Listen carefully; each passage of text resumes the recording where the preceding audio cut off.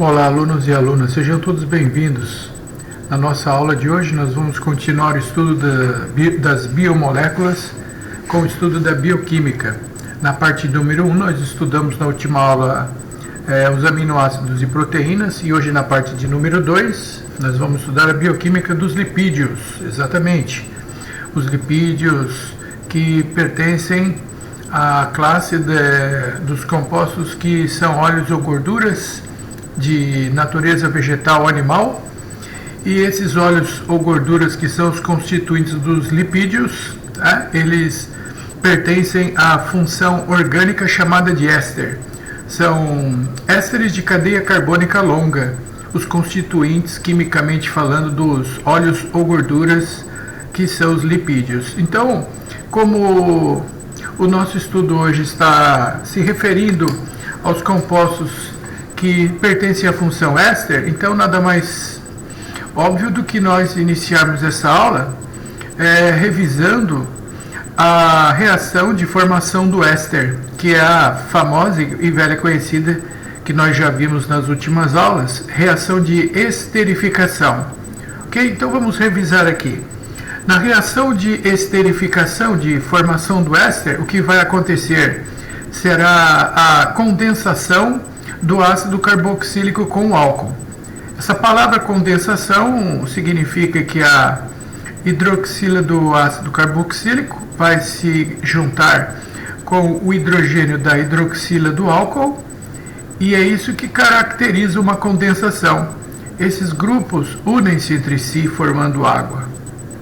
Consequentemente, após a eliminação da molécula de água, os grupos que restaram unem-se entre si, e essa união dos grupos que restaram, eu tenho então o grupamento que é proveniente do ácido carboxílico, que é essa cadeia carbônica indicada pela letra R, a carbonila. Aqui nessa posição eu tenho o local onde a carbonila proveniente do ácido se juntou com o grupamento que restou do álcool, que é esse O, R', tá? E mais a molécula da água, que foi eliminada por conta da condensação, como eu falei, da junção do ácido com o álcool. Na verdade, da hidroxila do ácido, que se juntou com o hidrogênio da hidroxila do álcool. Muito bem, aqui está esse sistema, é o equilíbrio dinâmico, onde na reação direta da esquerda para a direita, nós temos a formação do éster e a água. Mas, como esta reação ela está em equilíbrio dinâmico, a reação inversa, a água vai provocar a hidrólise do éster. Essa palavra hidrólise quer dizer, lise é uma quebra, e essa quebra é realizada pela água. E quem a água vai quebrar é o éster, e o local onde o éster vai ser quebrado será exatamente na ligação onde o éster se formou, nessa ligação aqui. Consequentemente, na hidrólise, esse grupamento do éster combina-se ao hidrogênio da água, restituindo o álcool, e a hidroxila da água combina-se a carbonila que está aqui do éster, e que junto com a hidroxila da água acaba restituindo o ácido carboxílico. E esse é um sistema em equilíbrio, onde o ácido reage com o álcool, formando éster e água, e a reação inversa, o éster é hidrolisado pela molécula da água, formando o álcool e o ácido carboxílico. Esse sistema em equilíbrio dinâmico da esterificação e hidrólise é catalisado por meio ácido. Mas hoje nós vamos estudar uma reação de esterificação, digamos, um tanto quanto especial, né?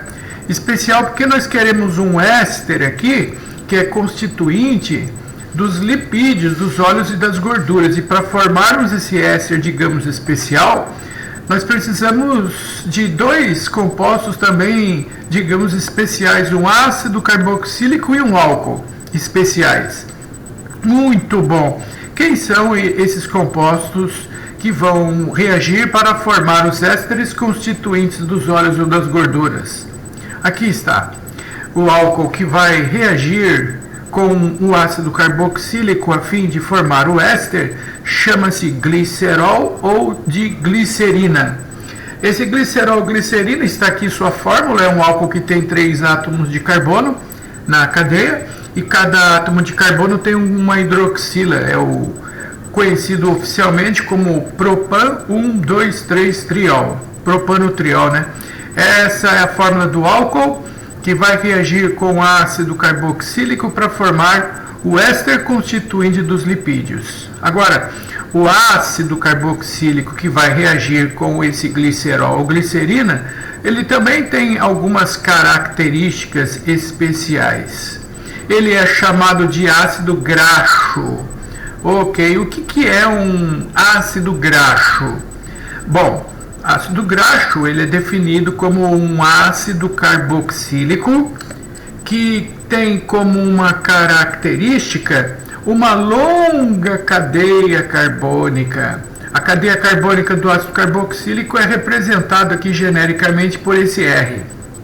Tá? Então, o ácido carboxílico que vai reagir com o glicerol ou a glicerina chama-se ácido graxo, que é um ácido que possui na sua cadeia no mínimo 12 átomos de carbono, ou pode ser mais que 12 átomos de carbono, sendo que esta cadeia carbônica contendo no mínimo 12 átomos de carbono ou mais, ela pode ser uma cadeia carbônica saturada ou insaturada, ok? Agora um detalhe muito importante que eu peço que todos vocês fiquem atentos é para a determinação de uma fórmula geral, digamos assim, que vai expressar o número de átomos de carbono e de hidrogênio nesta cadeia carbônica ligada à carboxila. Vamos deduzir uma fórmula geral para esta cadeia carbônica. Essa fórmula geral, ela tem um determinado número de átomos de carbono, que eu vou chamar de N, e um número de átomos de hidrogênio. Aqui, por exemplo, eu tenho um ácido graxo saturado com 15 carbonos e ele tem 31 átomos de hidrogênio. Então, a fórmula geral para a cadeia carbônica de um ácido graxo saturado será CN, N é o número de átomos de carbono da cadeia carbônica ligado à carboxila, H2N mais 1. Exatamente. H2N mais 1, quando o N vale 15, 2 vezes 15 dá 30, 30 mais 1 dá 31, certo? Mais um exemplo. No ácido esteárico, que é um outro ácido graxo saturado, o N vale 17, 17 vezes 2 dá 34 mais 1, 35 átomos de hidrogênio. Perfeito? Então, para um ácido graxo de cadeia carbônica saturada, a fórmula geral da cadeia carbônica ligado à carboxila do ácido graxo é igual a CnH2n mais 1. Isso é muito importante que todos vocês saibam, porque isso vai facilitar a resolução dos exercícios para você determinar se o ácido graxo ele é saturado ou insaturado, sem que você necessite montar essa cadeia, porque ela é muito grande e você vai perder muito tempo para fazer isso. Agora, apenas com a fórmula molecular da cadeia carbônica ligada à carboxila, dá para você saber se o ácido graxo ele é saturado ou insaturado. Agora, vamos deduzir o que vai acontecer quando o ácido graxo for insaturado. Agora, para você deduzir o que vai acontecer aqui, eu peguei um exemplo relativamente simples de uma cadeia carbônica com um total de 3 átomos de carbono aqui. E quando ela é totalmente saturada, ela tem um total de 3 átomos de carbono com um número de hidrogênios igual a 3, 6, 7, 8 hidrogênios, quando ela é saturada. quando esta cadeia saturada ela fica insaturada por uma ligação dupla, a sua fórmula molecular, que era C3H8, se transformou em C3 com 3, 4, 5, 6 hidrogênios. Ou seja, a presença de uma dupla ligação na cadeia significa 2 átomos de hidrogênio a menos em uma cadeia saturada. Notem que o ácido insaturado, ou melhor, a cadeia insaturada tem 6 hidrogênios comparado com a saturada, que tinha 8 hidrogênios. Significa que essa cadeia tem uma ligação dupla que corresponde a 2 hidrogênios a menos. Isso é confirmado quando eu coloco aqui mais uma insaturação nesta cadeia. E agora ela vai ficar com 2 insaturações e a fórmula molecular dela ficará C3H4, com 2 hidrogênios a menos em relação à cadeia anterior. E o que significa ter 2 hidrogênios a menos? Significa a presença de uma insaturação, uma dupla ligação na cadeia. E se nós compararmos essa cadeia com 2 duplas, C3H4, com a saturada, que tinha 8 átomos de hidrogênio, o que significa 4 hidrogênios a menos? 2 ligações duplas na cadeia carbônica, é isso que significa. Este raciocínio vai ser muito útil a fim de determinarmos primeiro se a cadeia é saturada ou insaturada, e se ela for insaturada, por quantas insaturações, quantas duplas ela possui. Aqui um exemplo, ó.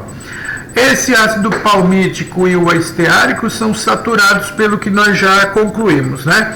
E o palmítico, que tem 15 carbonos, tem 31 hidrogênios, e esse ácido palmitoleico também tem 15 carbonos, mas quando comparado com o palmítico, ele tem 29 hidrogênios. Comparado com o saturado, que tinha 31, esse palmitoleico tem 2 hidrogênios a menos na molécula, em comparação com o saturado. E esses 2 átomos de hidrogênio a menos indicam o quê? O que significa isso? Que esse ácido palmitoleico, ele apresenta uma ligação dupla na sua cadeia carbônica. Ele é insaturado por uma dupla. Entenderam? Veja mais um exemplo. Aqui nós temos o ácido esteárico saturado com 17 carbonos e 35 hidrogênios. Comparando esse ácido com o oleico, que tem também 17 carbonos, esse tem 33 hidrogênios. Comparado com o esteárico, ele tem 2 hidrogênios a menos. E o que significa esses 2 hidrogênios a menos? Significa que nós temos uma ligação dupla na cadeia carbônica que garante que esse ácido oleico é insaturado por uma dupla. E se compararmos o esteárico com o linoleico, ambos possuem 17 carbonos, mas o esteárico é saturado com 35 hidrogênios. O linoleico tem 31 hidrogênios, que comparado com o saturado, esse cara tem 4 átomos de hidrogênio a menos, e isso significa que o ácido linoleico ele é insaturado por 2 ligações duplas na cadeia. E assim sucessivamente. Comparando mais uma vez o ácido esteárico com o linolênico agora, ambos possuem 17 carbonos, mas o esteárico, que é saturado, tem 35 hidrogênios. O linolênico, comparado com o esteárico, tem 29 hidrogênios, ou seja, ele tem 6 átomos de hidrogênio a menos. Cada 2 hidrogênios a menos corresponde a uma dupla, 6 hidrogênios a menos corresponde a uma cadeia insaturada por 3 ligações duplas. Entenderam? É muito importante e útil essa determinação se a cadeia do ácido carboxílico ela é saturada ou se ela é insaturada. sem a necessidade de montarmos as cadeias carbônicas, apenas tomando como conhecimento o fato de quando o ácido graxo ele é saturado, a fórmula geral da cadeia carbônica é CnH2n mais 1, ok? Agora um comentário aqui com relação ao ácido graxo insaturado. Aqui eu coloquei dois exemplos para que vocês possam comparar esses casos e mostro nesses exemplos que eu tenho um ácido graxo insaturado na conformação espacial cis e também eu tenho um ácido graxo insaturado na conformação especial trans.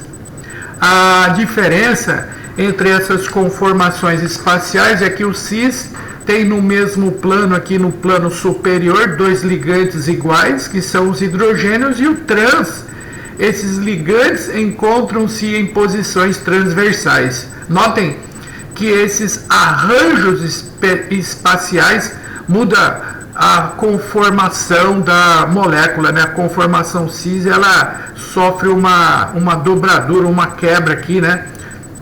Apresentando uma conformação diferente da trans, que ela é linear, tá? Isso vai fazer a diferença em uma propriedade física que é o ponto de fusão, que nós vamos estudar dentro de alguns instantes, ok? Então, recapitulando essa primeira parte, que nós temos os lipídios constituintes dos óleos ou gorduras, são quimicamente constituídos da função éster. Aqui eu fiz uma revisão da formação do éster através da esterificação, que é um ácido carboxílico que reage com o álcool formando éster mais água. E o sistema equilíbrio dinâmico mostra o éster reagindo com a água e a água quebra o éster, formando o álcool e o ácido.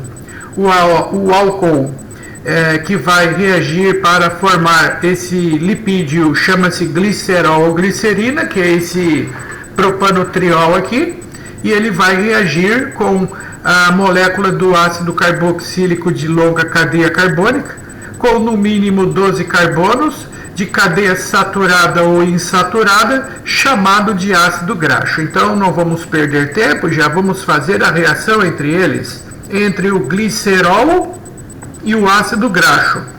Glicerol e o ácido graxo vai ocorrer uma reação com a formação do chamado glicerídeo. É um nome bem sugestivo, não é? Glicerídeo é um sinônimo do lipídio e ele recebe esse nome em função do fato de que o álcool que vai reagir para formar o glicerídeo ou o lipídio é o glicerol, tá?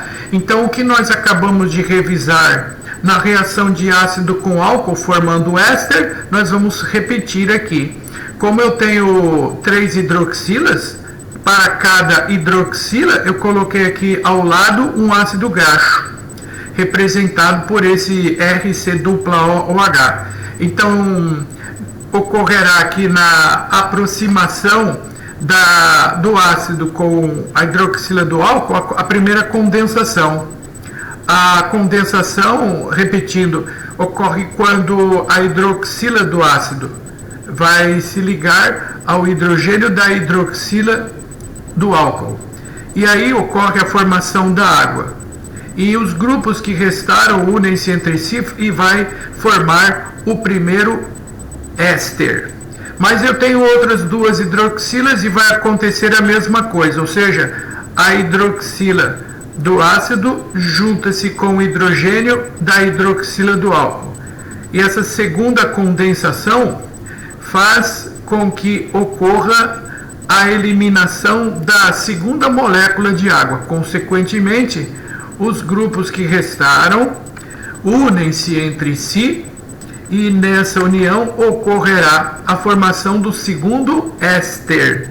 São 3 hidroxilas. Vou fazer isso mais uma vez. Agora eu vou mais uma vez fazer a condensação aqui entre a hidroxila do ácido graxo com o hidrogênio da hidroxila do álcool. E aqui nós temos a terceira e última condensação, ou seja, ocorre a eliminação de água e os grupos que restaram unem-se entre si para formar o terceiro éster. Então vamos mostrar agora para vocês a fórmula desse triéster, né? Porque na verdade você verificou a formação de 3 funções ésteres aqui.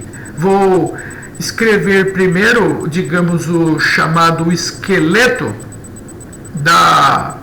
do álcool do glicerol. Então nós temos aqui, primeiramente, o primeiro átomo de oxigênio, esse aqui é o segundo átomo de oxigênio, e aqui está o terceiro átomo de oxigênio. E aqui eu vou colocar em destaque a ligação na qual ocorreu a junção da hidroxila do ácido com o oxigênio aqui proveniente do álcool. Aqui está.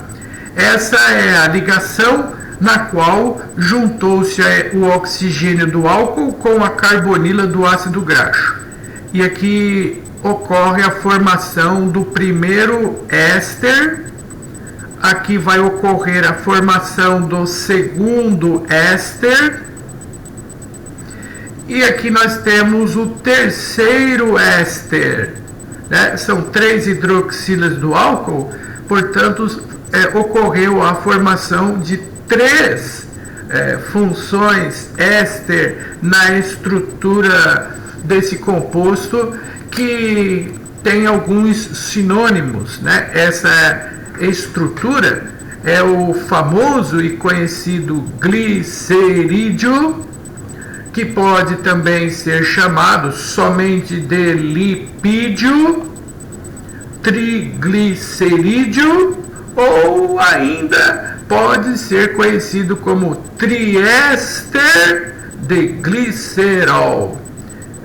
Sim, exatamente, meus queridos e queridas, amigos e amigas, aqui nós temos a formação do constituinte químico dos famosos lipídios. E quem reagiu para formar o lipídio foi o glicerol ou glicerina, que reagiu, como são 3 hidroxilas, com 3 mols de moléculas de ácido carboxílico de longa cadeia carbônica, saturado ou insaturado, chamado de ácido graxo. E então, o que aconteceu? Dessas 3 condensações originou um composto constituído de 3 funções ésteres. Por isso é conhecido como triéster de glicerol, triglicerídeo, glicerídeo simplesmente ou lipídio.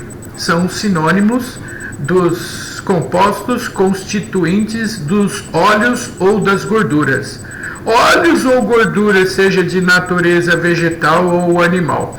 Vamos ver primeiramente qual a diferença entre óleos e gorduras.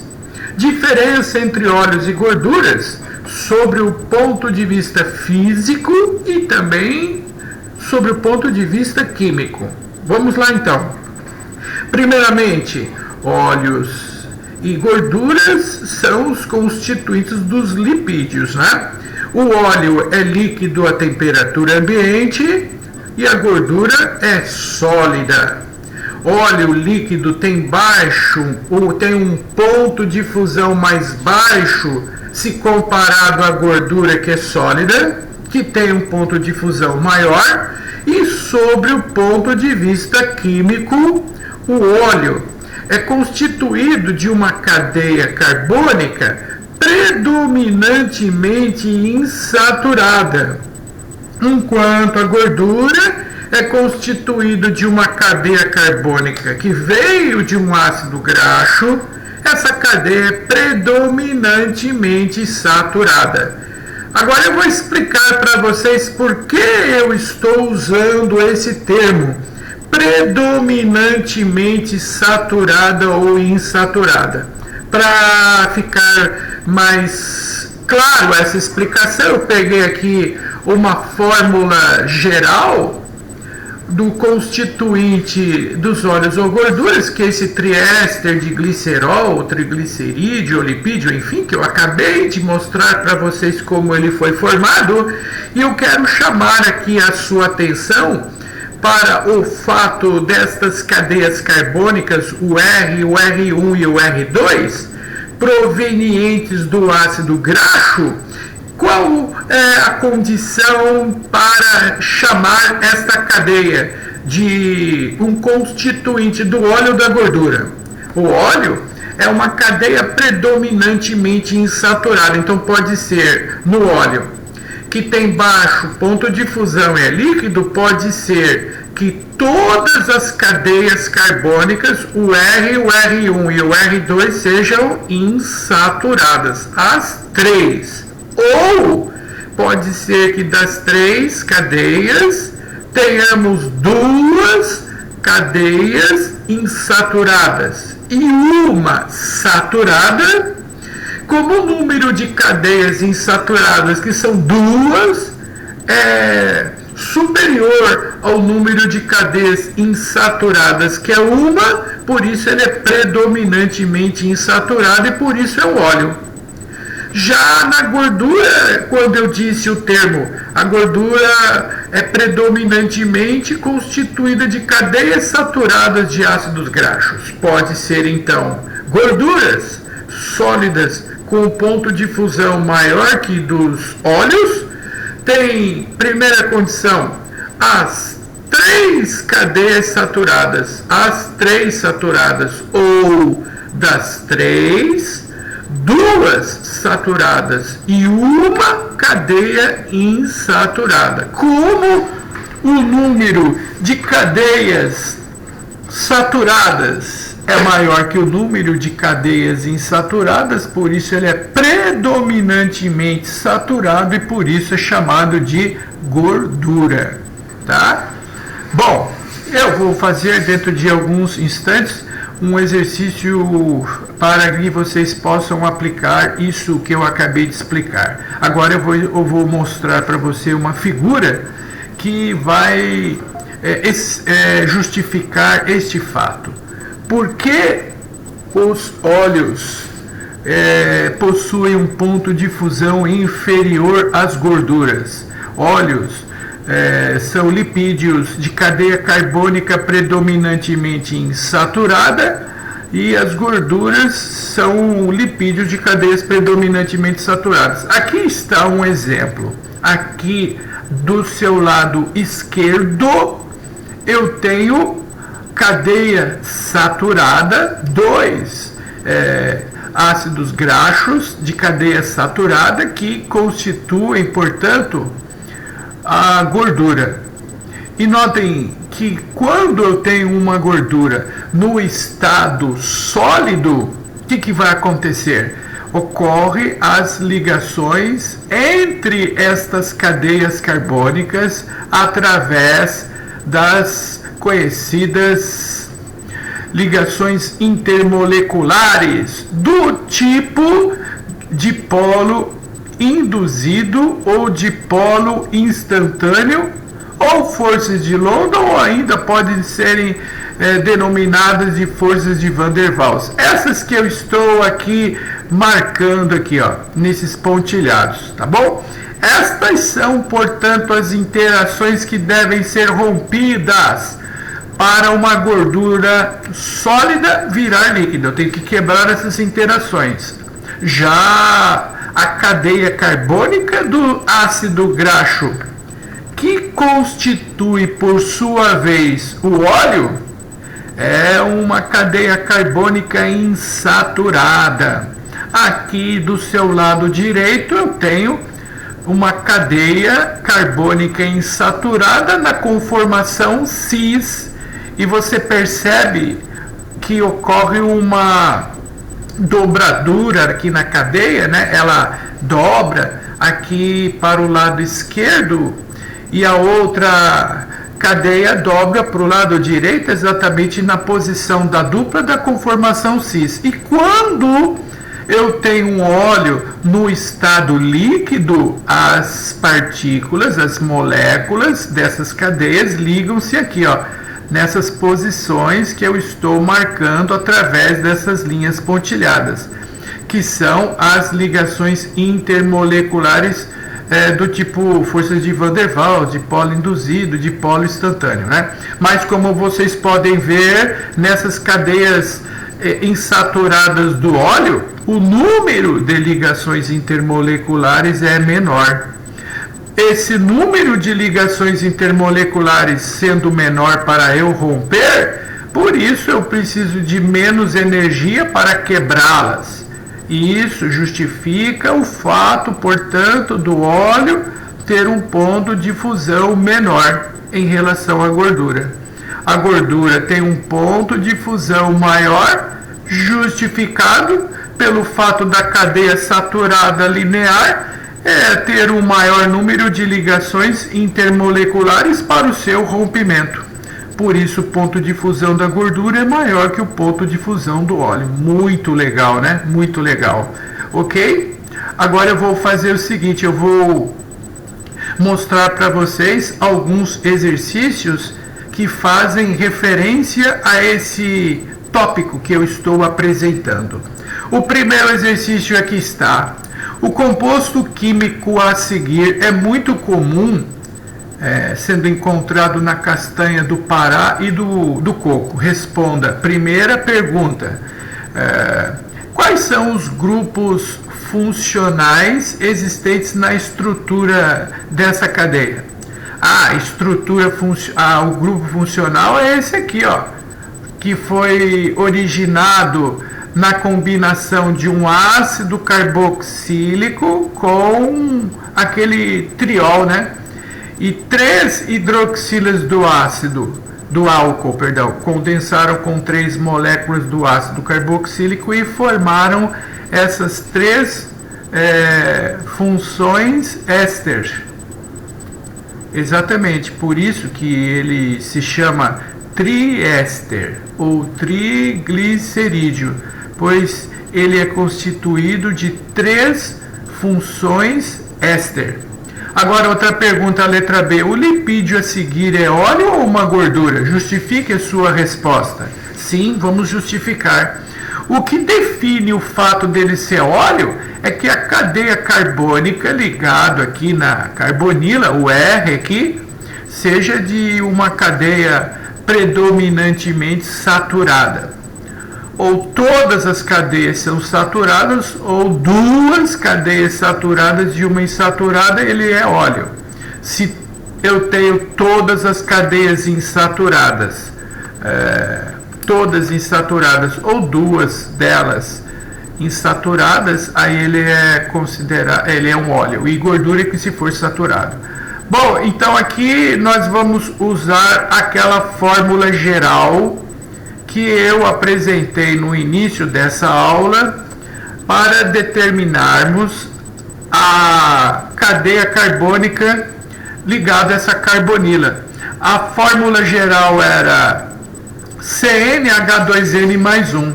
N aqui é o número de carbonos, que é igual a 17.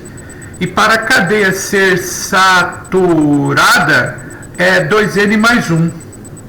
2n mais 1, e isso ligado a uma carboxila, né, proveniente do ácido graxo, tá?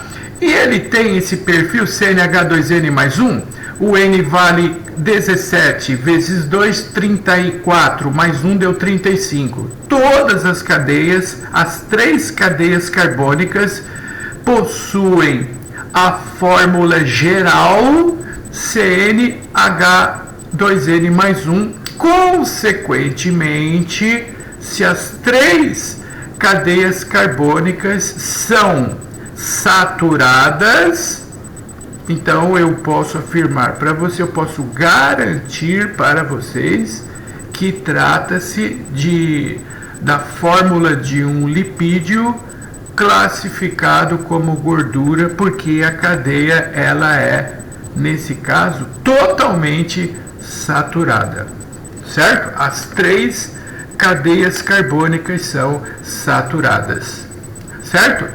Vamos fazer um segundo exercício agora, que faz a apresentação de um outro lipídio para vocês compararem a cadeia carbônica, e vamos ver o que ele vai pedir aqui.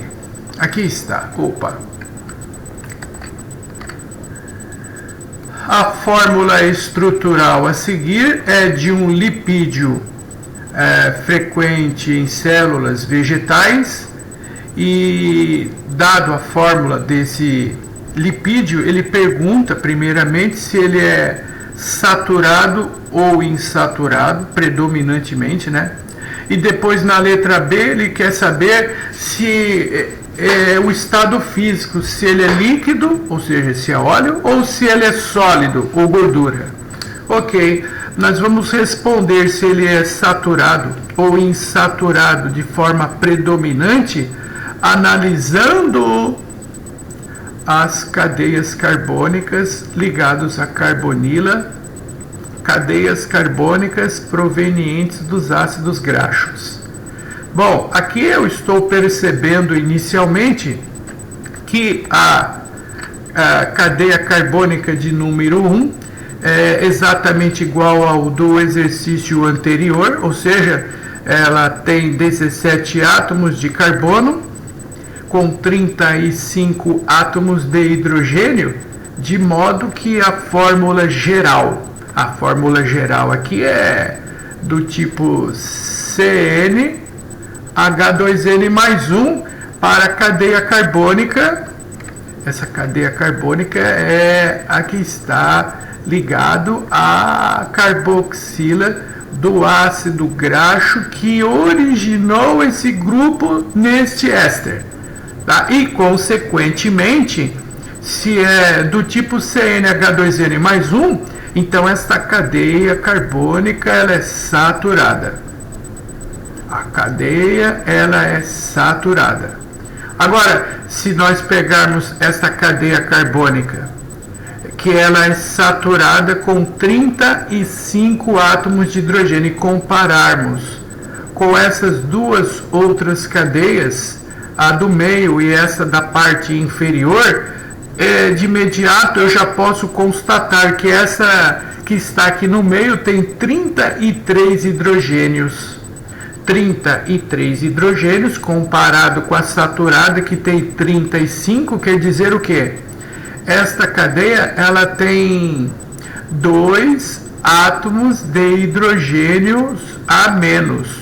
E o que quer dizer ter 2 átomos de hidrogênio a menos? Significa que esta cadeia é insaturada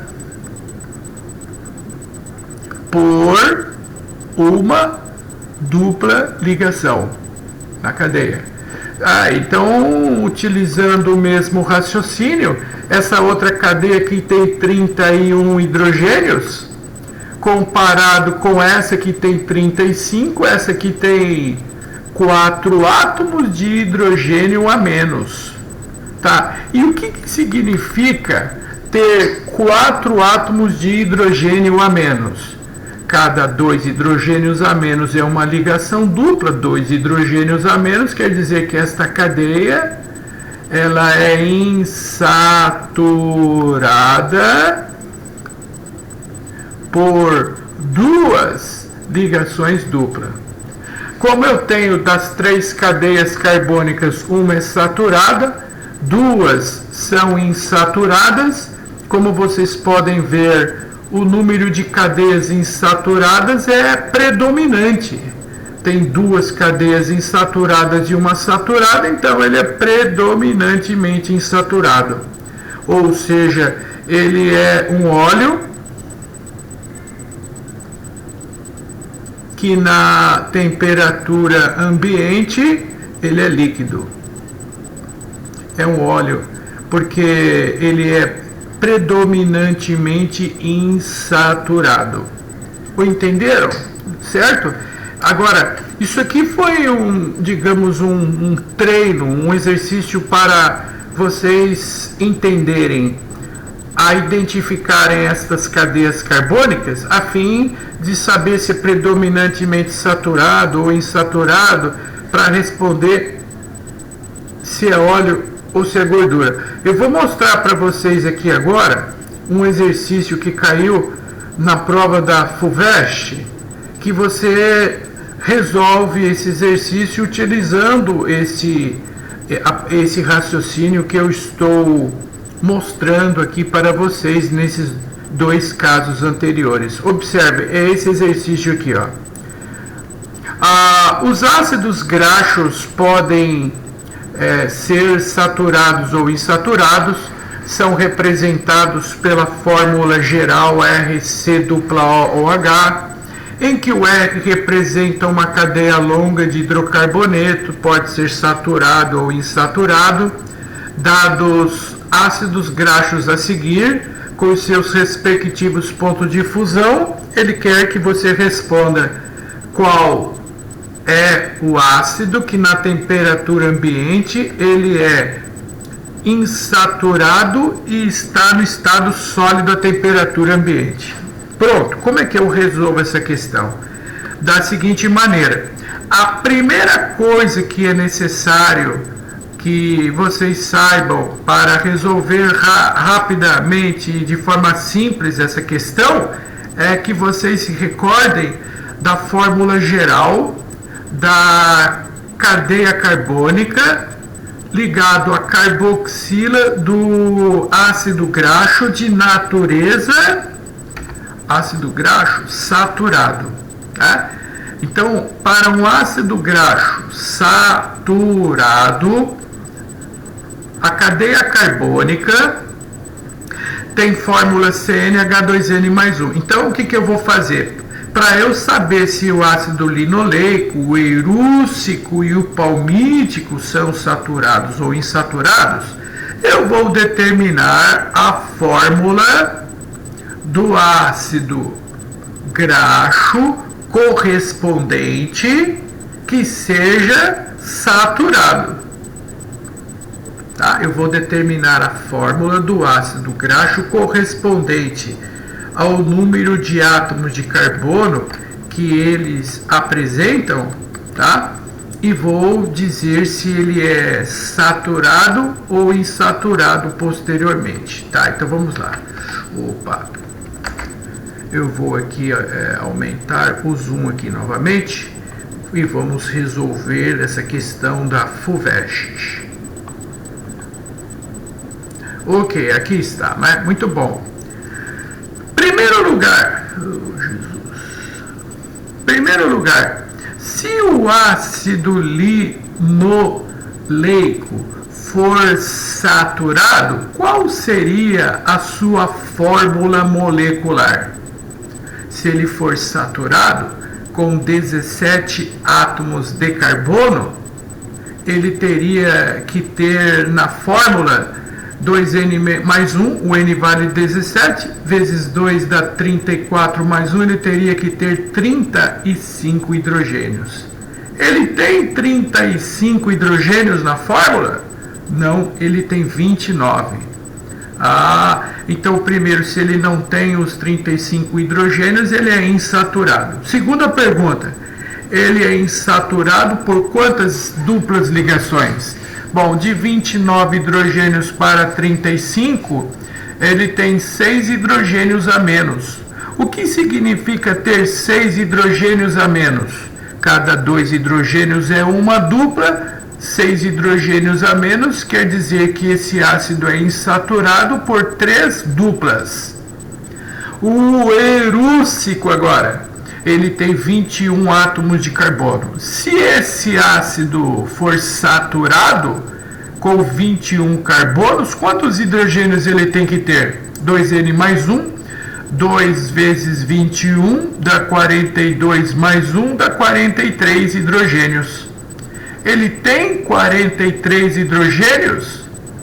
Não, ele tem 41. Tá, então esse ácido também é insaturado. E ele é insaturado por quantas ligações duplas? Bom, 41 para 43 são 2 hidrogênios a menos. 2 hidrogênios a menos quer dizer o quê? Ele é insaturado por uma dupla ligação. Veja como fica simples. Veja como a resolução fica simplificada ao tomar conhecimento desta fórmula geral. E o palmítico? Ele tem 15 átomos de carbono. Para ele ser saturado, quantos hidrogênios ele deveria ter? 2N mais 1. 2 vezes 15 dá 30, mais 1 dá 31 hidrogênios. Ele tem 31 hidrogênios? Ele tem 31 hidrogênios. Então o ácido palmítico ele é saturado. Muito bem, então eu vou escrever aqui que ele é um ácido graxo saturado. Como ele pediu os ácidos graxos insaturados, então eu vou ficar entre o linoleico e o erússico. Agora, para decidir qual é o ácido graxo insaturado e que esteja no estado sólido a temperatura ambiente, agora nós vamos descobrir o estado físico, tá, de cada um desses ácidos graxos, comparando o ponto de fusão de cada ácido com a temperatura ambiente. O ponto de fusão aqui do ácido linoleico é menos 11 graus Celsius, que é a temperatura na qual a substância passa do estado sólido para o líquido. Na temperatura ambiente é 20 graus Celsius, ela é maior do que o ponto de fusão, então esse ácido linoleico ele encontra-se no estado líquido a temperatura ambiente. E o ácido erússico, o seu ponto de fusão é 34 graus Celsius, que é a temperatura na qual a substância passa do estado sólido para o líquido. A temperatura ambiente é de 20 graus Celsius e essa temperatura ela é menor do que o seu ponto de fusão. Significa que na temperatura ambiente o ácido chamado palmítico encontra-se no estado sólido. Pronto, então está resolvido. O único ácido considerado como insaturado e que encontra-se no estado sólido é o ácido erússico, que encontra-se na alternativa correta, que é a letra B. Entenderam a resolução dessa questão da FUVEST? Vocês viram como é importante para fazermos esse tipo de questão tomar conhecimento da fórmula geral da cadeia carbônica dos ácidos graxos saturados. Isso facilita muito a nossa vida.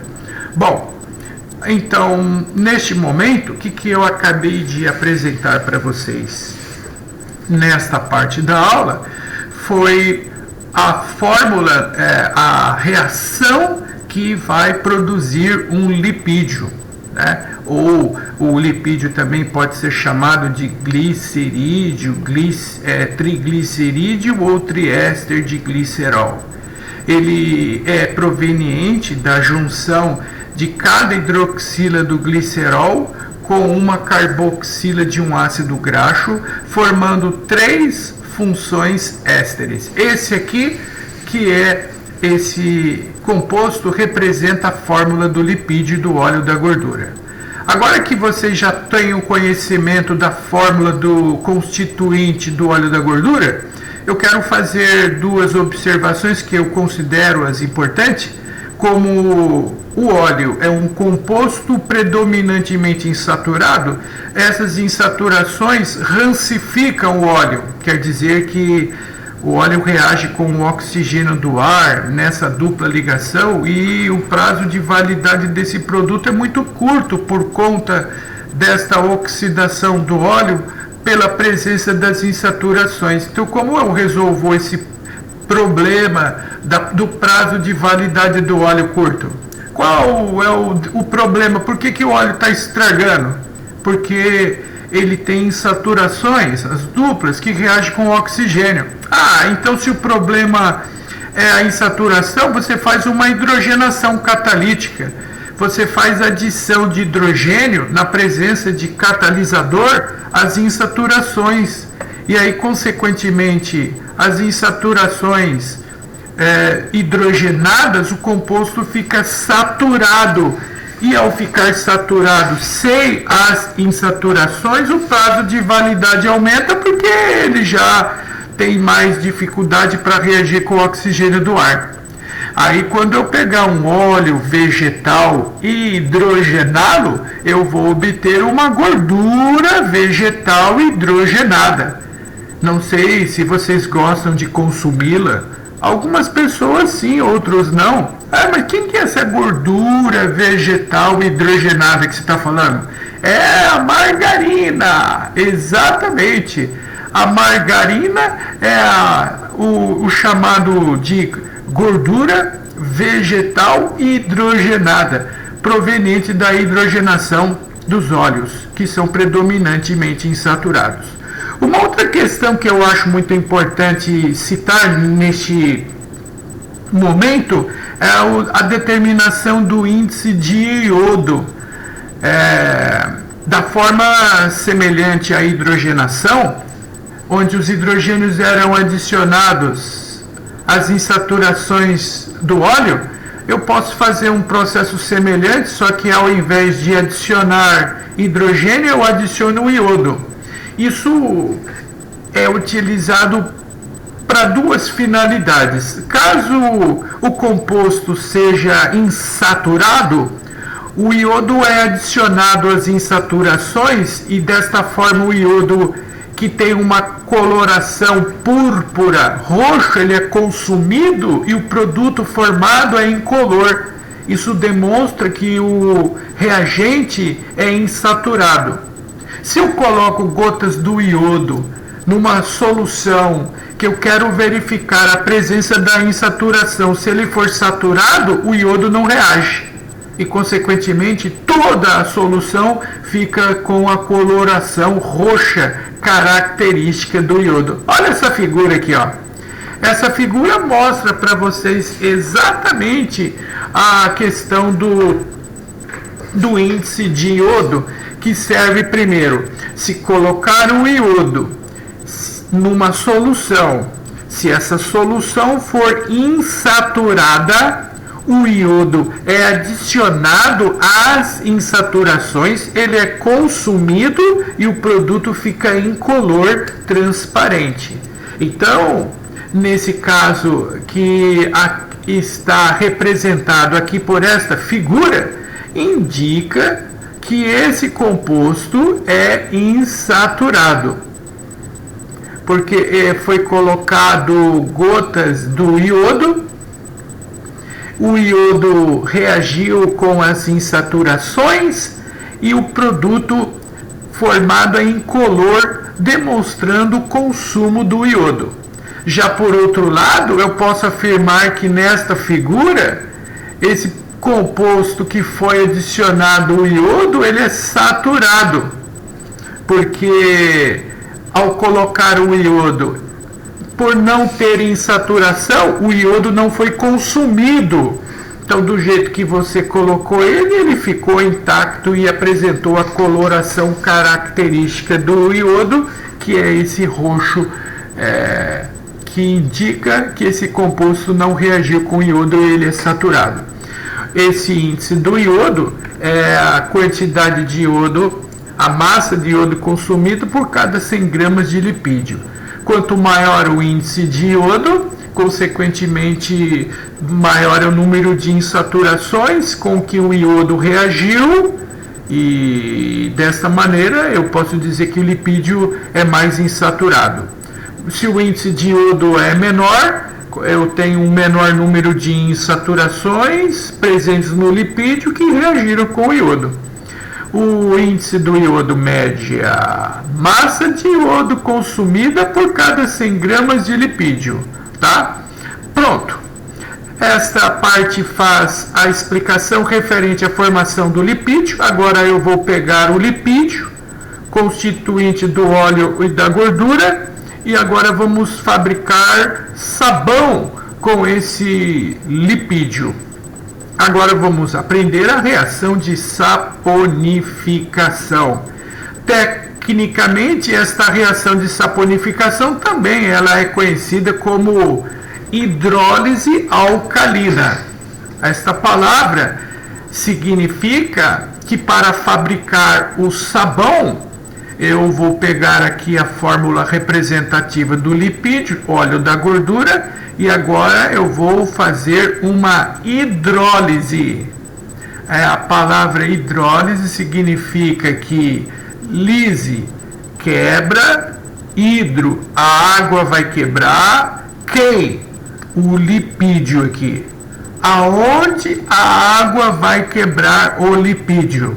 Bom, a resposta é: a água vai quebrar o lipídio exatamente na ligação onde esse lipídio se formou, aqui, nessa ligação aqui, ó.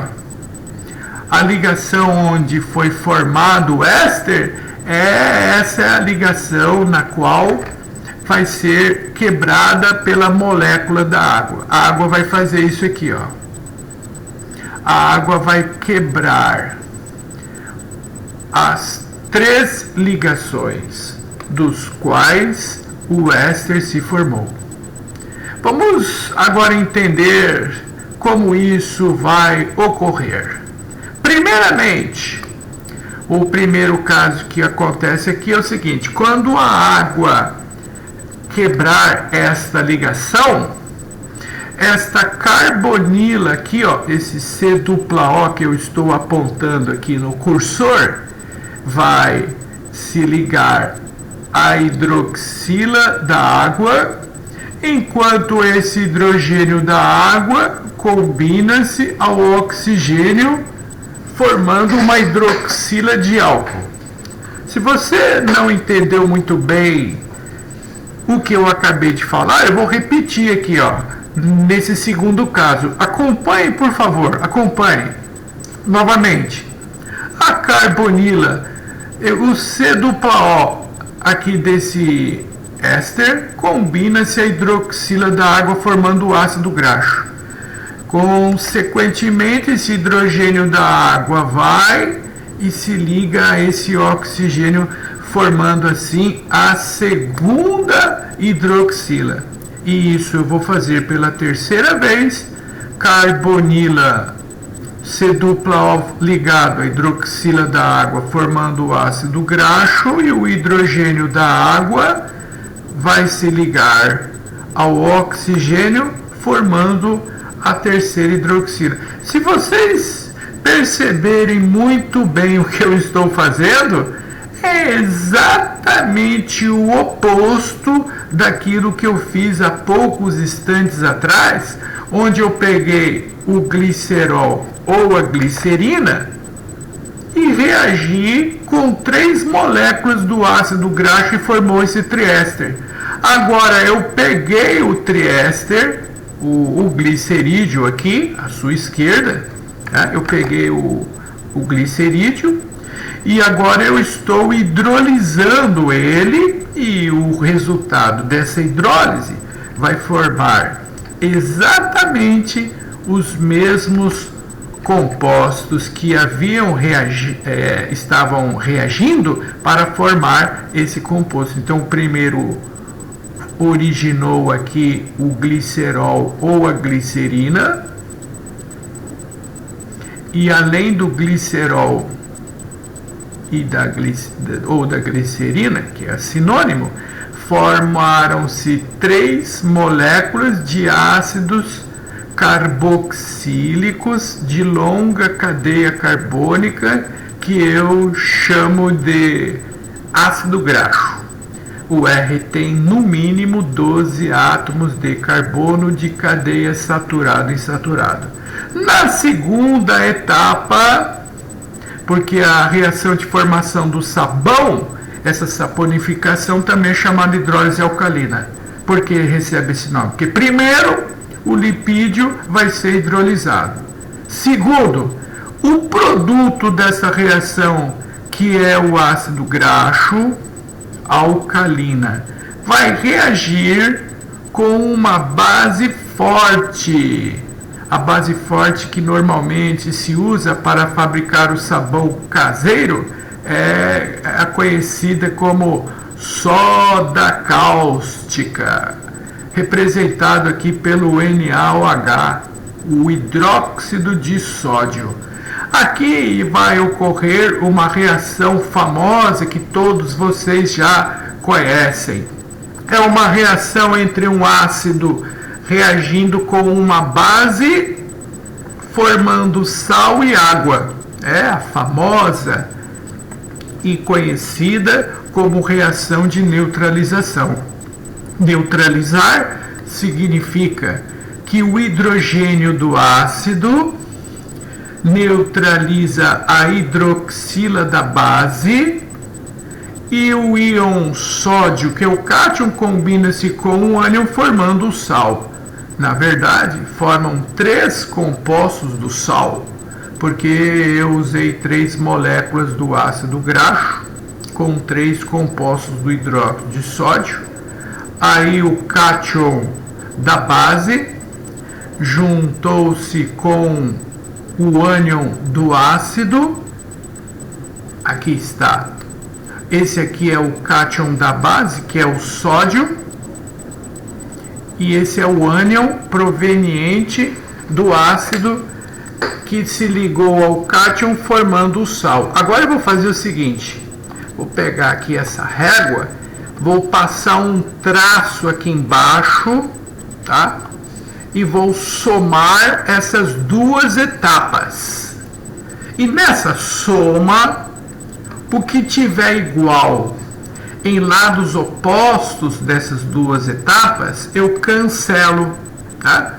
Agora, enquanto eu faço esse procedimento aqui, você poderia pensar e verificar aí com vocês quem são as substâncias que são iguais, que estão em lados opostos, que permita eu cancelar elas. Você já descobriu? Sim ou não?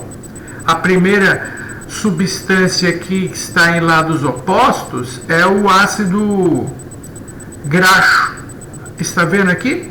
O ácido graxo, ele está sendo formado aqui do lado direito. Ele está sendo formado aqui do lado direito e ele está sendo consumido aqui do lado esquerdo. Então, como eles são idênticos, eu vou fazer isso aqui, ó. Vou cancelar esse daí do lado direito com esse aqui do lado esquerdo. Além disso, também tem igual em lados opostos para eu cancelar. Quem mais que tem igual aí? Dá uma olhada aí. Deixa eu ver aqui que tem igual em lados opostos a água. A água. Tem 3 mols de água aqui do lado dos produtos sendo formada. E aqui tem 3 mols de água do lado esquerdo sendo consumido.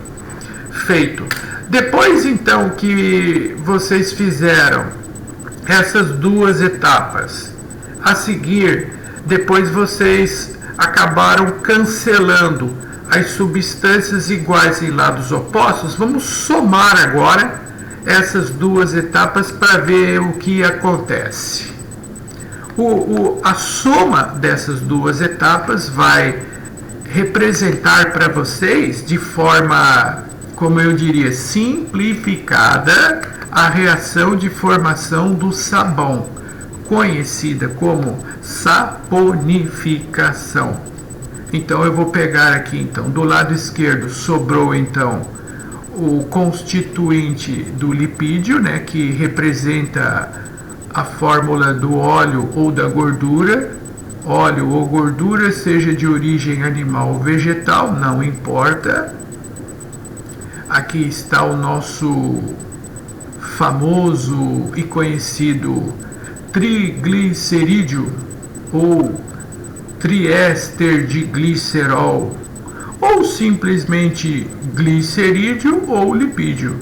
Todos esses termos são idênticos, possuem o mesmo significado, mais 3 mols de soda cáustica, que é o hidróxido de sódio, NaOH, e como resultado dessa saponificação, acabamos obtendo o triol, né, que é o glicerol ou a glicerina, o triol, aqui está.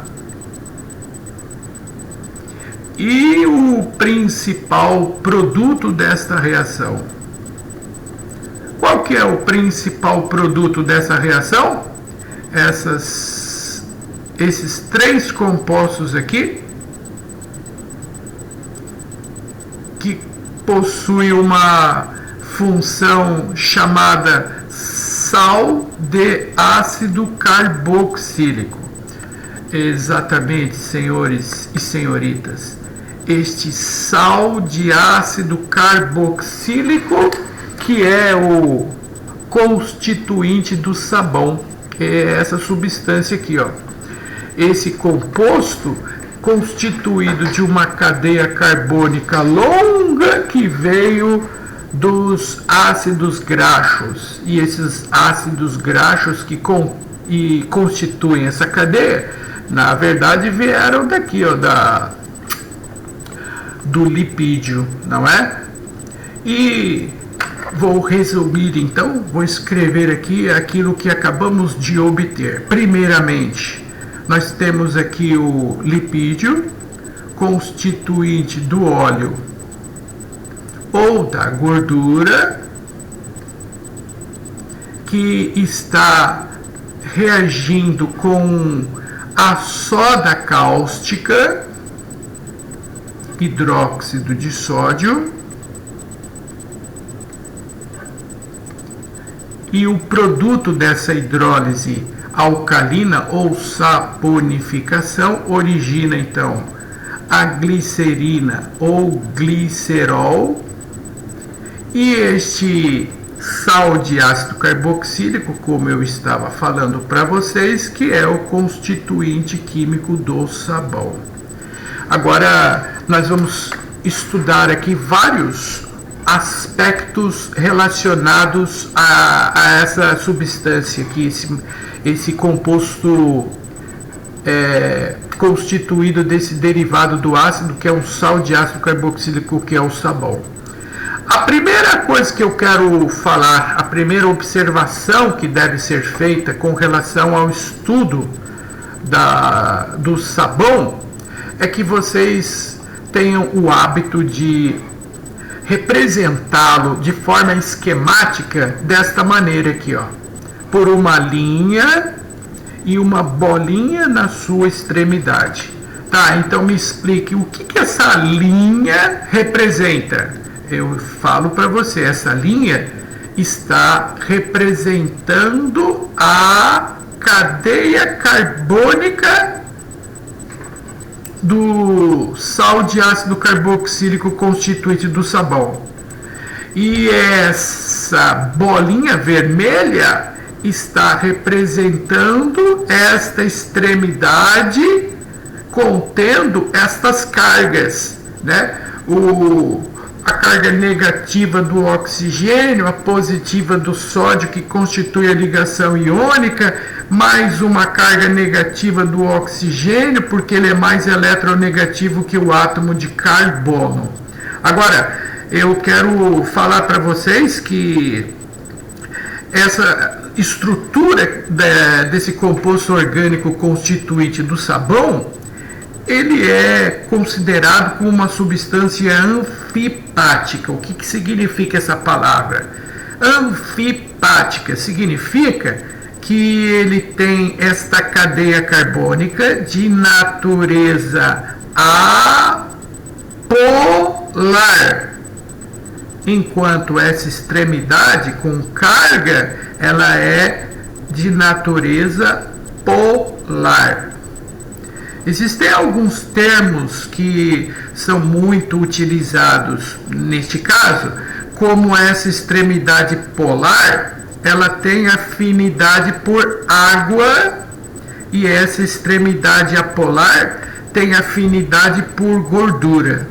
A extremidade que tem afinidade por água, que é essa com carga, chama-se hidrofílica, que tem fílica, afinidade hidro, por água, hidrofílica.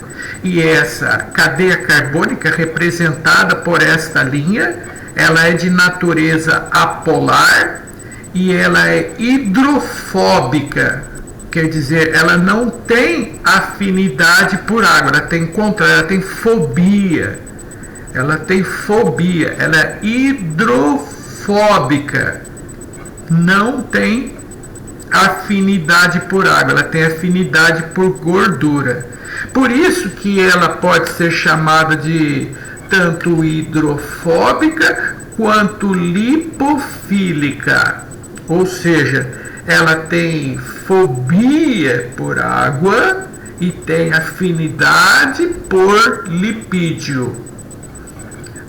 Agora, está querendo fugir aqui, né, da minha explicação, mas não vai fugir não. Eu vou aproximar aqui e vou acrescentar um sinônimo desse termo: hidrofóbica, ou chamada de lipofílica.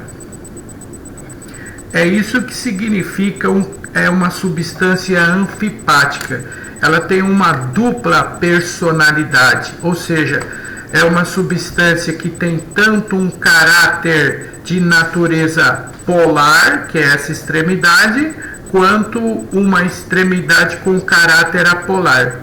Isso é chamado de anfipática. Agora, qual a diferença entre o sabão e o detergente? Aqui está a resposta. Primeiramente, o sabão, ele é constituinte de uma cadeia, a constituição do sabão é uma cadeia de um ácido graxo que veio derivado de um ácido carboxílico, né? É um sal de ácido carboxílico. Enquanto no detergente, por exemplo, o sabão é proveniente de material, seja óleo ou gordura de natureza animal ou vegetal. Agora, o detergente não. O detergente, ele é de natureza artificial. Eu tenho o detergente aniônico, cuja extremidade é um ânion, proveniente do ácido sulfônico. E aqui ligado a esse ânion tem um cátion que veio de uma base forte. Ou esse detergente aniônico, ele é constituinte daquele produto para lavar roupa, o sabão em pó. Já o catiônico, ele é produzido também de forma artificial, só que ele tem na extremidade da cadeia um grupo catiônico, um cátion. E normalmente ligado a esse cátion, nós temos o íon cloreto proveniente da reação de uma base com um ácido forte, que é o clorídrico. Esse aqui é constituinte desses condicionadores e shampoos, tá? Enquanto o sabão é proveniente de um ácido graxo que originou um sal de ácido carboxílico, os detergentes são artificiais, podem ser aniônicos ou catiônicos, biodegradáveis e não biodegradáveis. Esse termo já havia aparecer em exercício. O que é um detergente biodegradável? É aquele que, quando ele cai na natureza, as bactérias decompositoras quebram esta cadeia carbônica em pedaços menores e isso acaba sendo decomposto. A cadeia não biodegradável, ela é ramificada e as bactérias decompositoras não conseguem reconhecer esta cadeia carbônica, por isso ela não se decompõe. A cadeia de um detergente biodegradável é normal e a cadeia carbônica de um detergente não biodegradável é ramificada. Uma outra observação que eu gostaria de fazer é que existe o chamado sabão de cinzas. O sabão de cinzas, você usa as cinzas no lugar da soda cáustica. Mas você usa as cinzas no lugar da soda cáustica para fabricar sabão. Por que razão? Porque as cinzas são constituídas quimicamente desse composto chamado de lixívia ou carbonato de potássio. Esse composto chamado de lixívia, ele vai ser hidrolisado, ou seja, reagirá em presença de água, e aqui nesse caso especificamente, como recentemente vocês já estudaram no equilíbrio iônico, a aula referente ao tópico chamado hidrólise salina, vocês já viram que quando um sal é proveniente de um ácido fraco, né, e de uma base forte, o íon que vai de fato reagir com a água é o íon do eletrólito fraco, que tem uma carga positiva e, portanto, atrai o hidrogênio da água, né? Porque cargas com sinais opostos se atraem, né? E esse íon carbonato, atraindo o hidrogênio da água, vai formar o íon chamado de bicarbonato. Vocês se lembram dele? Provavelmente, né, já ouviram falar, ele é muito famoso. O íon bicarbonato é esse HCO3-. Esse H aqui, repito, é proveniente da água. Mas a água cede o H+ para se combinar ao carbonato e resta o que? O íon hidróxido, o íon OH-. E esse OH- livre é que confere à lixívia o seu caráter chamado caráter básico. Então, como ele tem esse caráter alcalino, eu posso fabricar sabão pegando óleo ou gordura e reagindo, ao invés de soda cáustica, usar as cinzas, porque as cinzas são constituídas, quimicamente, dessa substância que é um sal, mas é um sal de caráter básico, o carbonato de potássio, chamado de lixívia, tá? Bom, isso daí é o tópico referente a fabricar sabão usando as cinzas. Um outro tópico muito importante com relação ao sabão é a questão referente à água dura. Eu também já tive a oportunidade de ver questões nos vestibulares fazendo referência a este fato. Aí você tem que saber o seguinte, meu amigo, minha amiga: o que é água dura? Eu lhe respondo: a água dura é uma água que possui uma alta concentração de íons cálcio. Tá, então nesse caso especificamente, a água dura possui uma alta concentração de íons cálcio. O que acontece com o sabão na presença dessa água que tem alta concentração de cálcio?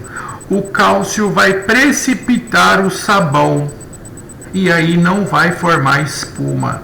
Aqui eu vou mostrar isso para vocês e o efeito que isso pode causar em termos de industriais. Aqui do lado esquerdo eu mostro para vocês a representação, né, do sal de ácido carboxílico, que representa o sabão. Aqui nós temos o cálcio, que em alta concentração constitui o que nós chamamos de água dura. O que acontece aqui é o seguinte: o cálcio, ele acaba substituindo aqui o íon sódio que está ligado ao oxigênio deste sal. O cálcio ele vai deslocar o íon sódio desta forma. Observe o que vai acontecer. O íon cálcio substitui o sódio. Porém, primeiro para o balanceamento das cargas, aí o sódio ele vai ser substituído, tá? Ele está dissolvido em solução aquosa, mas para efeito de balanceamento das cargas, como eu estava falando, como o íon cálcio ele possui uma carga mais 2 e esse ânion proveniente do ácido graxo ele tem uma carga menos 1, então para efeito de balanceamento eu vou precisar de 2 ânions que são provenientes do ácido graxo, porque a carga dos 2 ânions é menos 2 e a carga do cálcio é mais 2. Mais 2 com menos 2 dá 0, 2 mols desse ácido, do ânion, e 2 mols do sal que originou ele. E, consequentemente, 2 íons sódio. Mas aqui, atenção todos vocês. Este sal de ácido carboxílico que contém o cálcio ligado a ele, forma um precipitado e ele se deposita em forma de incrustações no interior das tubulações industriais. Se eu usar, por exemplo, a água dura com alta concentração de cálcio nessas caldeiras industriais que se utiliza o vapor de água, com essa tubulação incrustada com cálcio, ela, com o aumento da pressão, pode originar acidentes causando explosão da tubulação por conta dessas incrustações aqui. Então deve ser feito rigorosamente o tratamento da água para que, se caso tenhamos a presença do cálcio, esse seja eliminado para evitar a precipitação do sabão, formando este sal, né, que contém cálcio, que forma esse efeito indesejável desse depósito sólido no interior das tubulações industriais. Para encerrarmos essa questão referente ao estudo da formação do sabão, aqui está uma aplicação do sabão que é para fazer a limpeza da superfície de um tecido que foi colocado na presença do óleo. Então, uma pessoa derrubou o óleo ou a gordura acidentalmente na roupa, e essa gotícula de óleo no tecido, ela não consegue ser removida com água, porque a água é uma molécula de caráter polar, enquanto o óleo, esses lipídios aí, eles são compostos de caráter predominantemente apolar. E você se lembra desde o fundamental que água e óleo não se misturam. Por que isso acontece? Por que a água e o óleo não se misturam? Porque eles são incompatíveis quimicamente falando. Enquanto a água é de natureza polar, o óleo é de natureza apolar e por isso eles não se ligam. Tá, então se o óleo é de natureza polar e a água é polar, como é que eu posso remover essa gotícula de óleo do tecido? Através de um processo conhecido como emulsificação da gordura. Vocês já devem ter ouvido falar nesse termo, principalmente nas aulas de fisiologia dos lipídios, no processo digestório, né? Os lipídios são ingeridos e depois eles sofrem a emulsificação no duodeno, através dos sais biliares que emulsificam os lipídios. Mas no caso especificamente da emulsificação dos lipídios na digestão, é o mesmo procedimento da emulsificação do óleo usando sabão detergente.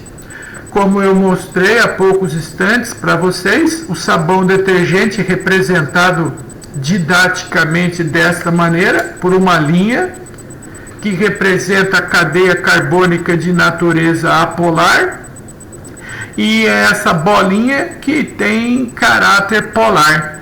Como o óleo é predominantemente apolar, o que acontece? A extremidade da cadeia carbônica do sabão ou detergente apolar vai penetrar na gordura, porque similar, né? Apolar com apolar. Mas a extremidade polar não entra na gordura e fica na parte externa. E na parte externa é onde tem justamente a água. E esse conjunto formado entre óleo e sabão ou detergente forma essa estrutura, esse complexo chamado de micela.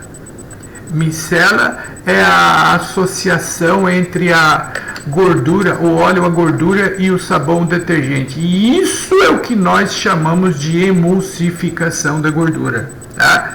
A gordura emulsificada, essa combinação permite a quebra da tensão superficial entre o óleo e a gordura. Quer dizer que a gordura emulsificada vai ficar desta maneira. Ela é quebrada, essa macroestrutura, em micropartículas de gordura emulsificada. Eu vou aproximar isso daqui para vocês visualizarem como que ficam essas micropartículas de gordura emulsificadas desse jeito. Como essas bolinhas vermelhas na parte externa, elas são de natureza polar, agora microscopicamente, mostrando isso aqui para você desta forma. Aqui está, não tem melhor figura para representar o que eu estou falando. Essa estrutura da parte polar fica do lado externo em contato com a água. E a água, por sua vez, tem caráter polar. E cada uma dessas extremidades ligam-se às moléculas de água através das famosas e conhecidas ligações de hidrogênio. As moléculas de água ligam-se a essa extremidade polar através das ligações de hidrogênio.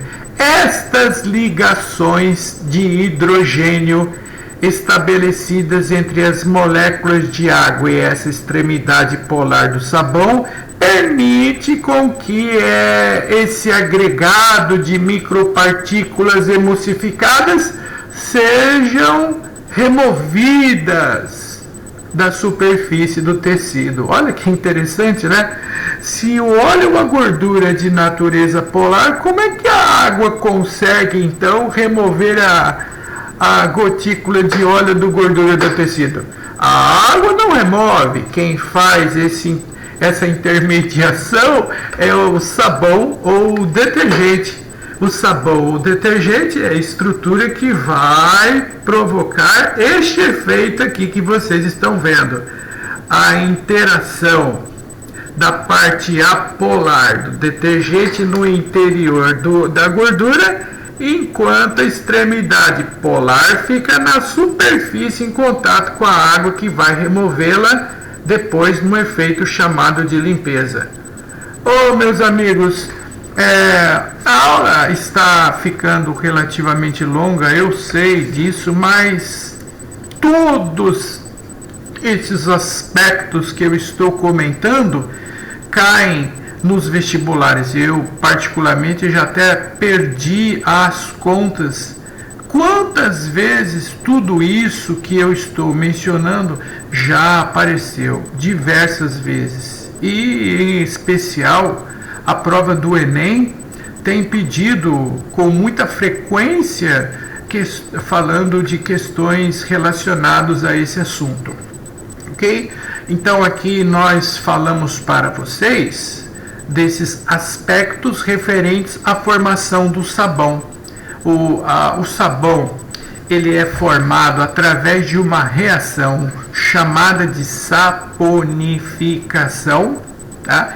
E essa saponificação, tecnicamente, ela é conhecida como hidrólise alcalina, né? Só fazendo aqui um panorama geral, essa hidrólise alcalina, primeiramente ocorre a quebra do óleo da gordura pela água, formando o glicerol e o ácido graxo. Na segunda etapa, o ácido graxo vai reagir com a base forte, que é o hidróxido de sódio, e aí, somando as duas etapas, acabou originando o glicerol e esse sal de ácido carboxílico, que é a fórmula que representa o sabão, tá? Para encerrar essa aula, eu vou fazer agora uma reação também que já apareceu por diversas oportunidades em muitos vestibulares, que é a reação conhecida como transesterificação, que é a reação na qual será originado um combustível ecológico proveniente de uma fonte renovável de energia, que é o conhecido como biodiesel, tá? Nós vamos fazer essa última reação utilizando um lipídio para fabricar o biodiesel, tá? Então, aqui está novamente a fórmula do meu lipídio, e o que eu vou fazer agora é muito parecido com aquilo que eu estava fazendo na reação de formação do sabão, que era uma hidrólise alcalina, agora é uma hidrólise alcoólica. Quer dizer, essa reação tem duas etapas. Na primeira etapa, o lipídio, que representa agora especificamente o óleo vegetal, vai ser hidrolisado pela molécula da água. A água, com os seus íons constituintes H+, OH-. Essa hidrólise, para quem teve alguma dúvida em relação à explicação da saponificação, eu vou repetir novamente. Aqui está. A carbonila vai se ligar à hidroxila da água e forma assim o ácido graxo, e o hidrogênio da água liga-se ao oxigênio, formando aqui uma hidroxila do álcool. De novo, agora eu vou fazer pela segunda vez esse procedimento. Observem. Novamente aqui nós temos a carbonila, liga-se à hidroxila da água, formando o ácido graxo, e o hidrogênio da água vai se ligar ao oxigênio e forma a segunda hidroxila. E agora, para finalizar, mais uma vez, carbonila com hidroxila forma ácido graxo, hidrogênio com oxigênio forma a terceira hidroxila. Aí, desta maneira, é a mesma coisa, pensando que você fez lá na reação de saponificação. Essa primeira etapa é a mesma coisa, é a hidrólise do óleo vegetal, representado aqui pelo triéster de glicerol, e esse glicerol foi restaurado e originou 3 moléculas do ácido carboxílico de longa cadeia carbônica, que pode ser saturado ou insaturado, chamado de ácido graxo. Na segunda etapa, vamos pegar as 3 moléculas do ácido graxo e agora vamos colocar para reagir. A transesterificação chama-se hidrólise alcoólica. Ah, tá, com álcool, é isso? Exatamente, com álcool. É isso aí. Nós vamos pegar as 3 moléculas do ácido graxo e reagir cada molécula do ácido graxo com um álcool, que eu vou representá-lo genericamente pôr R'OH.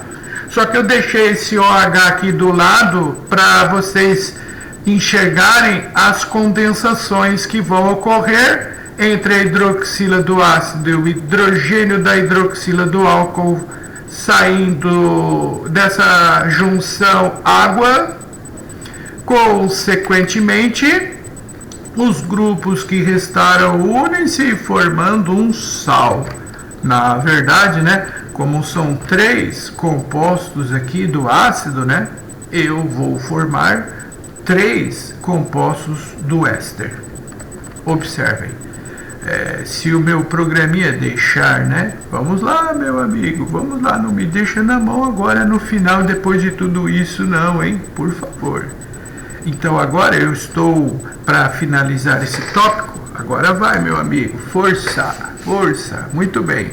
Oxigênio liga-se a essa carbonila e assim nós teremos a formação de 3 moléculas de um composto que juntou a carbonila que veio do ácido graxo com esse grupamento que veio do álcool. Isso é um éster. Sim, é um éster. Mas o que tem esse éster de especial? Esse éster comparado com esse que constitui o óleo vegetal, esse aqui ele é um éster mais simples, de uma fórmula mais, um éster de uma cadeia carbônica com massa molar menor do que essa. Por isso que chama-se transesterificação, quer dizer, é a transformação de um éster complexo num éster mais simples, por isso que eles usam esse termo. Agora vamos fazer a reação global. Nessa reação global é o mesmo critério que eu fiz na saponificação. As substâncias iguais em lados opostos eu cancelo. No caso aqui, quem tem igual para eu cortar é o ácido graxo. E além disso também a água. 3 mols de água nos produtos, eu cancelo com 3 mols de água aqui nos reagentes. E o resultado final ficou assim. Aqui do lado esquerdo, eu tenho a representação, mais uma vez, do meu lipídio. Só que agora, de forma mais específica, na prática, nós utilizamos para fabricar o tal de biodiesel as plantas oleaginosas, ou seja, as plantas que produzem óleo vegetal, né? Então nós temos plantas provenientes do óleo de girassol, óleo de milho, óleo de amendoim, óleo de mamona, todas essas plantas que originam, né, esses óleos, que por sua vez podem ser transformados nesse biocombustível. Esse biocombustível é também conhecido como biodiesel. Aí nós teremos aqui a formação da glicerina, que depois ela é removida desse meio. A glicerina pode ser utilizada quando reagir com ácido nítrico. Eu uso a nitroglicerina para fabricar a glicerina para fabricar a nitroglicerina, que são explosivos, por exemplo. Mas, sem dúvida, o produto mais importante neste caso é esse aqui, ó. É esse éster mais simples do que esse éster do reagente. Este éster mais simples constituinte aqui desse produto, que é a fórmula que representa o conhecido como biodiesel. Qual é a vantagem do biodiesel em relação ao diesel proveniente do petróleo? A vantagem é que o diesel proveniente do petróleo, ele contém enxofre na sua constituição como impurezas. E o problema é que o diesel do petróleo, quando ele queima, ele queima junto dele, da sua composição, o seu enxofre, e ele acaba liberando óxidos de enxofre na natureza, provocando o efeito do impacto ambiental da chuva ácida.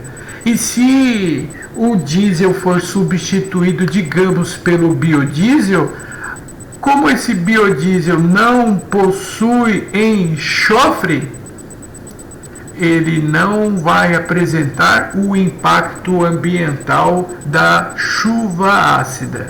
E a natureza agradece, né? Hoje, por conta das questões ambientais, intensificação do aquecimento global, mesmo nessa questão da chuva ácida, tem se intensificado muito o uso desse combustível. Aqui no Brasil, a Petrobras está fazendo utilização dele com muita frequência, misturado ao diesel do petróleo, porque esse composto, quanto maior for a sua proporção na mistura, menor, consequentemente, será o teor de enxofre no material. E se a quantidade de enxofre reduz a quantidade de óxidos de enxofre da natureza e diminui o impacto ambiental. O detalhe, então, importante para encerrar essa aula é que o enxofre, o biodiesel, não possui enxofre, certo? Percebe, só para encerrar, uma última pergunta: por que mesmo esta reação recebe esse nome transesterificação? Eu não entendi essa parte, pode falar?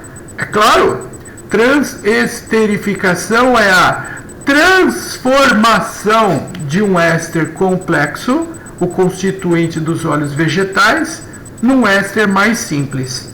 O álcool utilizado depende da matriz energética do país, né? Por exemplo, aqui no nosso país, o álcool utilizado aqui é o álcool da cana-de-açúcar, que é o etanol.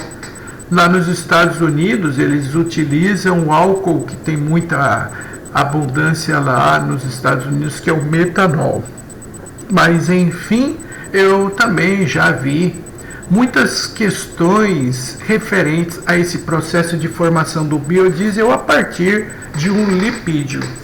Eu agradeço a todos vocês a atenção, muito obrigado por tudo, peço desculpas pelo tempo, mas é um assunto que não podia dar uma aula só com um resumo sem falar desses detalhes importantes. Um abraço, até a aula da bioquímica dos carboidratos.